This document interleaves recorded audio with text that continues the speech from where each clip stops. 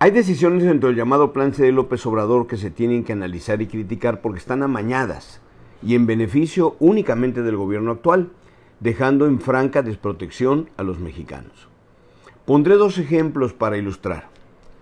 El Senado aprobó recientemente en comisiones el dictamen que prohíbe conceder la suspensión con efectos generales de las normas impugnadas en un juicio de amparo. La suspensión es una medida cautelar, es decir, es una determinación que se toma en lo que se resuelve el fondo del amparo. Entre que el juez decide si es constitucional o inconstitucional la norma que se impugnó, puede disponer que se ponga en pausa su aplicación. Tradicionalmente se ha entendido que el amparo solo puede beneficiar a quien lo solicita y por ello no puede extender su protección a otras personas que no lo reclamaron. En los últimos años se empezaron a conceder suspensiones que tenían repercusiones no solo para quien pedía el amparo.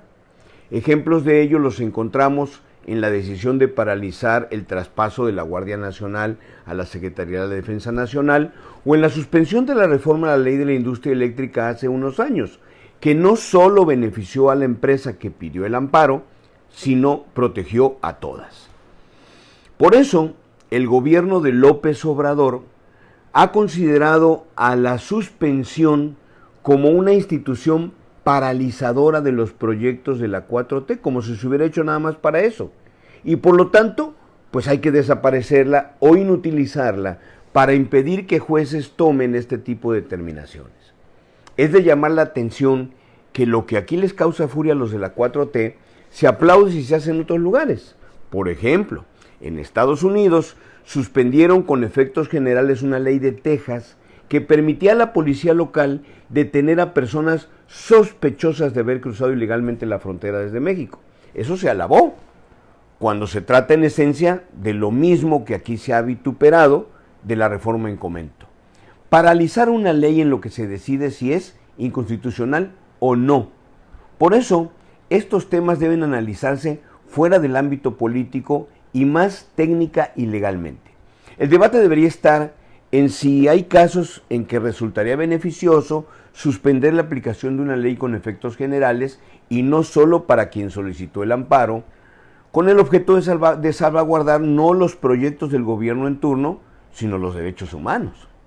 Me parece que en determinados casos, cuando no es posible suspender la aplicación de una ley solo para una persona y la aplicación de la ley violaría de forma irreparable los derechos de otros, pues tiene que hacerse. De lo contrario, se desprotege sobre todo a aquellos más desfavorecidos, a los que no pueden acceder a que los defiendan en el amparo. Y para evitar abusos y excesos, que también a veces se dan, es importante que se justifique bien, caso por caso, la necesidad de extender los efectos de la suspensión. El otro caso es las reformas que buscan crear un fondo común para la administración de los fondos de retiro de las personas.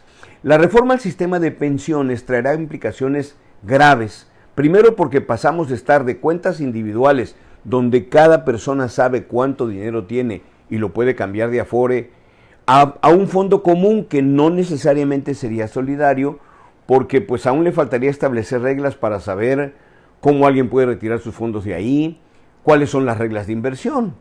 Y aunque la iniciativa dice que no pueden ser utilizados para equilibrar el presupuesto del gobierno, no prohíbe que se puedan usar para proyectos de inversión del gobierno. Los proyectos de inversión del gobierno son muy diferentes a un proyecto financiero, ya que este último debería tener una rentabilidad financiera positiva. La mayoría de los del gobierno no tiene esa característica. La idea, por ejemplo, de que las utilidades de los proyectos como el Tren Maya, el Transísmico y Mexicana de Aviación se vayan a ese fondo solidario, pues implicaría que también las pérdidas deben ser compartidas por dicho fondo. El problema, además de no saber cómo se va a manejar el fondo de pensiones, hace que esto se parezca más a un tipo de pirámide, es decir, que con los recursos nuevos se paguen las pensiones que se van a dar, pero este modelo ya sabemos que no es sostenible en el largo plazo y terminaría siendo una bola de nieve que algún gobierno en el futuro pues va a tener que pagar y va a dañar severamente las finanzas públicas.